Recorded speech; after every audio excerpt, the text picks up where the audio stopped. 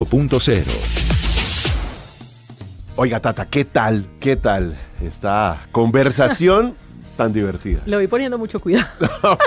Me tocó con agenda en mano, le quiero decir. Es que después de los 40, de verdad, la gente se vuelve más curiosa.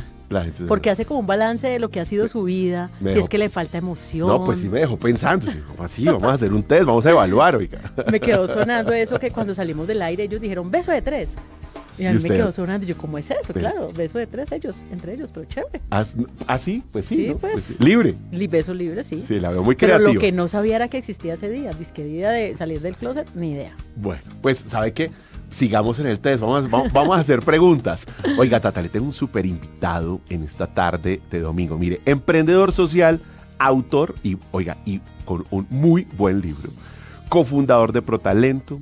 Que hay que decir de paso, esta es una iniciativa que yo no sé si usted la tiene en el radar, yo sí, porque he sido fan, que buscaba cerrar la brecha entre el talento joven y las oportunidades de toda esta industria tecnológica tan nuestra, con un modelo de formación intensiva. Usted lo sentaban y lo preparaban en esas cosas que usted necesitaba, pero además contemplaba un modelo de financiamiento que era muy innovador, donde usted podía apoyar a esa gente que podía romper esas brechas. Mire, Juan David Aristizábal, además, que es cofundador de este espacio, sí, de Blue 4.0, de esta casa, o sea, él vuelve a esta casa. Hizo parte de la mesa de Blue 4.0 en los inicios del programa. Querido Juan David, bienvenido, buenas tardes.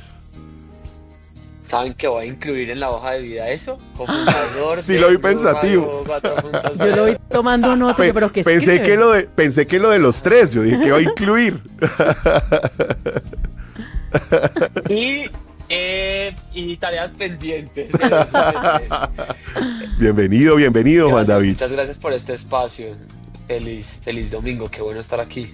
No, pero por favor, me encanta tenerlo con nosotros, querido Juan David. Y oiga, ¿sabe qué?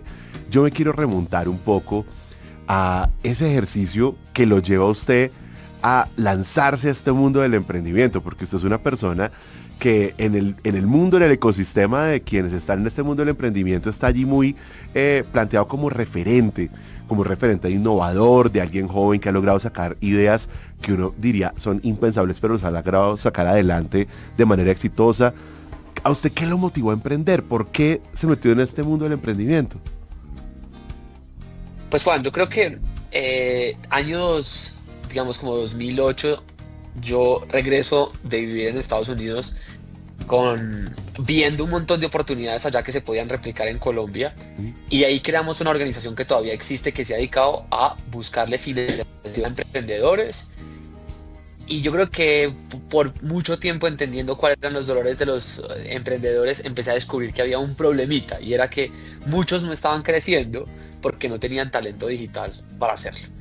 Y eso me llevó al último emprendimiento, pues que me adelanto, que tuvimos que cerrar, que se llamaba ProTalento.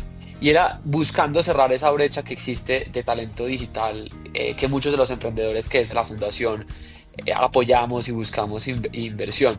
Entonces yo creo que la respuesta a la pregunta tuya ha sido como el contexto, que yo creo que a uno lo lleva a tomar la acción y decidir emprender y hacer que las cosas pasen. ¿Y cómo nació esa idea de ProTalento que yo estaba mencionando hace un momento? Pues, a ver, yo creo que hay como dos momentos. Uno, cuando yo estaba en Estados Unidos, yo conocí una institución que se había dedicado a que en Nueva York los colegios, es decir, desde 0 hasta 12, empezaran a aprender código, para cerrar la brecha que existía en ese momento en los Estados Unidos, sobre todo en Nueva York, de talento digital. Y yo lo conocí sobre todo a un señor que se llama Fred Wilson, que es el mayor impulsador de un cambio curricular en los Estados Unidos. Yo lo conozco a él por una profesora que de hecho es una profesora gringa casada con un colombiano, y me mostró eso y me dijo, esto hay que hacerlo en Colombia. Yo después vuelvo al país, sigo con la fundación, y volví a repetirse que muchos emprendedores me decían, es que no tengo talento digital para hacer esto posible. Y en ese momento la Bolsa de Valores de Colombia, el presidente Juan Pablo Córdoba, yo le cuento de esta idea y le digo, oiga, ¿qué pasa si nos inventamos una fórmula que ya ha existido en otras partes del mundo para acelerar el encuentro de talento digital? Y lo que hicimos no fue crear una nueva institución educativa, sino poner a todos los actores del ecosistema a trabajar. Entonces lo que hacíamos era hablábamos con las empresas que necesitaban talento, después le decíamos a proveedores de formación intensiva, después traíamos a gente que les enseñaba inglés y durante todo ese proceso de acompañamiento a las personas que pasaban por ahí tenían coaches y asesores de carrera. Y eso lo hicimos por 5 años con 7.000 personas, con jóvenes en 17 países de América Latina. ¿Qué fue lo que pasó el año pasado, en el 2024? ¿Qué fue lo que complicó este modelo que venía funcionando de manera muy exitosa, Juan David? Pues Juan, yo creo que hay como un elemento externo e interno. Y dígame por dónde quieren, si quiere que le cuente el externo o el interno, que suena más para el chisme, empecemos así por el como más. eso de tres. ¿Quiere lo de adentro o lo de afuera? Ábrenos las puertas de tu corazón. Cuéntanos la verdad. Pues, a ver, miren, primero, a ver, yo les cuento que primero interno. Yo creo que uno cuando decide crecer y sobre todo en estas etapas de un emprendimiento social como era el de ProTalento, yo creo que a nosotros empezamos a crecer muy rápido. Y hoy en día yo cuando veo lo que estaba pasando pues es que nosotros pasamos de tener como grupos de 8 personas, cortes de personas, a tener 7.000. Y yo creo que eso es siempre bueno cuando uno está creciendo, pero para uno crecer siempre necesita desarrollar capacidades, desarrollar tecnología, y a nosotros eso creo que nos faltó prepararnos mucho más para ese crecimiento. Y eso yo creo que hoy hacen todas estas entrevistas, creo que el crecimiento hay que saberlo planear y preparar, y sobre todo uno internamente por las capacidades tecnológicas, porque nosotros, por ejemplo, teníamos un CRM para manejar los leads y había que crecer a Salesforce, y esa solamente instalación a nosotros nos costó pues sangre, sudor y lágrimas. Entonces, la primera era que no contábamos con todas las capacidades para crecer. Eso, digamos, como interna.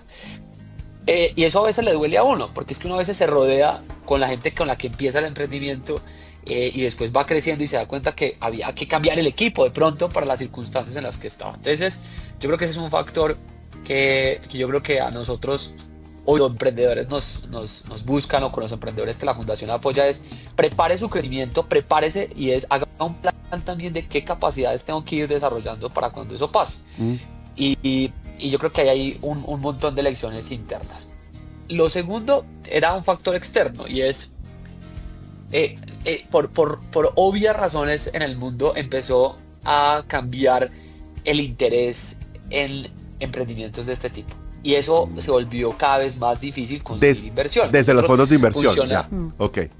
desde los fondos de inversión, que empezaron a decir, oiga, ya este modelo no me llama tanto la atención, y sobre todo por la llegada de la inteligencia artificial.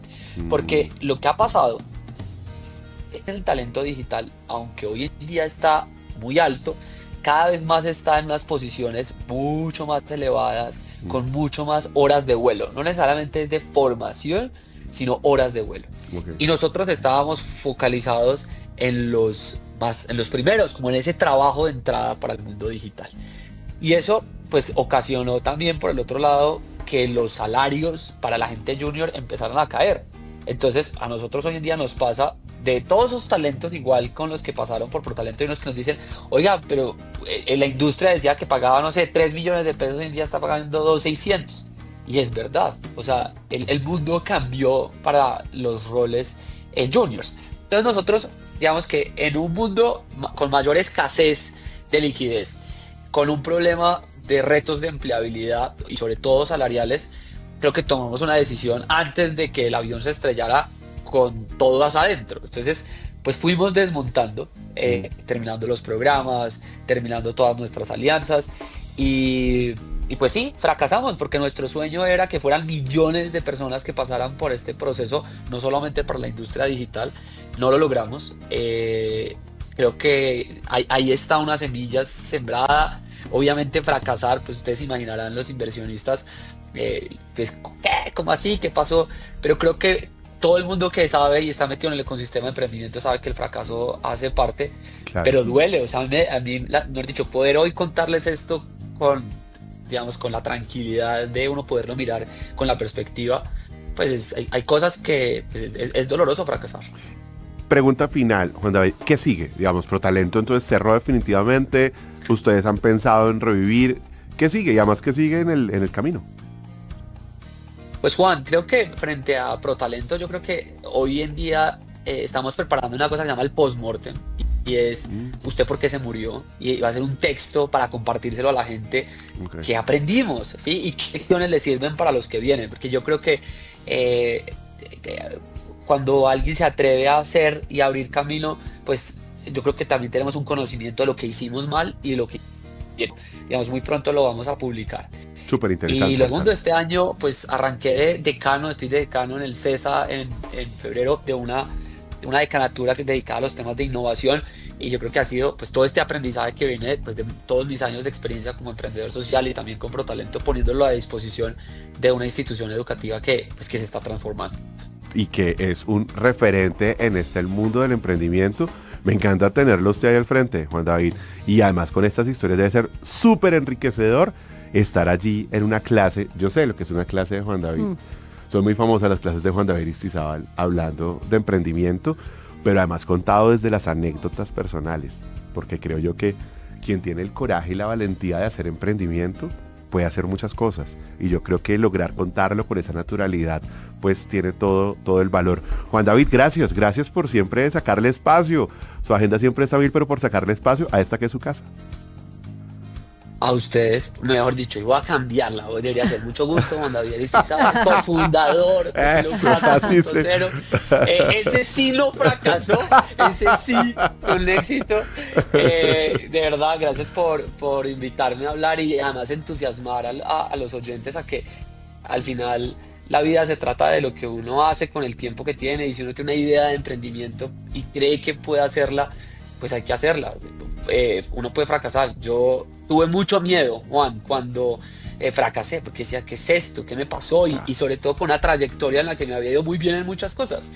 Pero uno tiene que darle a la vida experiencias, y espero que nos volvamos a ver muy pronto en Blue 4.0 para hablar de... Cuando se saque ese documento me encantaría mucho conocerlo, porque la gente debería escuchar este tipo de cosas y aprender de eso. Y uno debe hacerle otra lectura al fracaso. Yo creo que esa palabra no debe ser. O sea, yo creo que no es fracaso. O sí, debe pero ser otra palabra. O sí, pero no con la interpretación que muchos le dan, que es como si no existiera nada después. Día de salir del closet. ¡Eso! Ahí está. Gracias, Juan David. Siempre bienvenido. Chao, muchísimas gracias. Mi querida Tata, nos tenemos que ir. Volvemos al otro domingo. Eso sí. Nos vamos, pero volvemos. Aquí estamos. Qué gusto poder conversar con ustedes en esta tarde de domingo. Como siempre, nos vemos dentro de 8 días. Que sigan de puente, disfrutando esa semana de receso. Ya los muchachos vuelven el martes a estudiar. Piscinita. Pero a esta hora rico, escuchando Blue 4.0 y después fútbol. Nos vemos. Chao, chao. Estás en Blue 4.0.